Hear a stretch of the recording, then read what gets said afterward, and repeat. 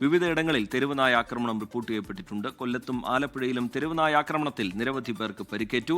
കൊല്ലം അഞ്ചലിലും മാവേലിക്കരയിൽ KSEB ഓഫീസിലുമാണ് തെരുവുനായ ആക്രമണം ഉണ്ടായത്. ഇന്ന് രാവിലെയാണ് കൊല്ലം അഞ്ചൽ ചന്തമുക്കിൽ തെരുവുനായ ആക്രമണം ഉണ്ടായത്. 7 പേരെ തെരുവുനായ കടിച്ചു. പേവിഷബാധയുള്ള നായയാണ് കടിച്ചതെന്നാണ് നാട്ടുകാരുടെ സംശയം. നായയെ നാട്ടുകാർ തല്ലിക്കൊന്നു. മനുഷ്യർക്ക് പുറമെ മറ്റു നായകളെയും കടിച്ചു എന്നാണ് സൂചന. പരിക്കേറ്റവരെ അഞ്ചലിലെയും പുനലൂരിലെയും ആശുപത്രികളിൽ പ്രവേശിപ്പിച്ചു. നാളുകളായി പ്രദേശത്ത് തെരുവുനായ ശല്യം രൂക്ഷമെന്നാണ് പരാതി. പട്ടിയത് നിരന്തരം ശല്യമാണ്. കാരണം വരുന്നതും പോകുന്ന ആൾക്കാരെ മൊത്തം നീർത്തും കടിക്കും. അത് കണ്ടിട്ട് സാധാരണ എന്ന് പറഞ്ഞാൽ പേപ്പട്ടിയാണെന്ന് തോന്നുന്നത്. ആലപ്പുഴ മാവേലിക്കര KSEB ഓഫീസിലാണ് തെരുവുനായ ആക്രമണം നടത്തിയത്.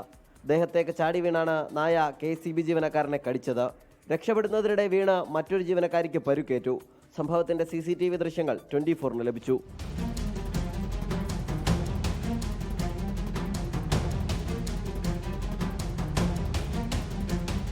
സംസ്ഥാനത്തിന്റെ വിവിധ ഭാഗങ്ങളിൽ തെരുവുനായ ആക്രമണമുണ്ടെങ്കിലും മതിയായ ഇടപെടലുണ്ടാകുന്നില്ല എന്നാണ് പരാതി. 24 കൊട്ടാരക്കര.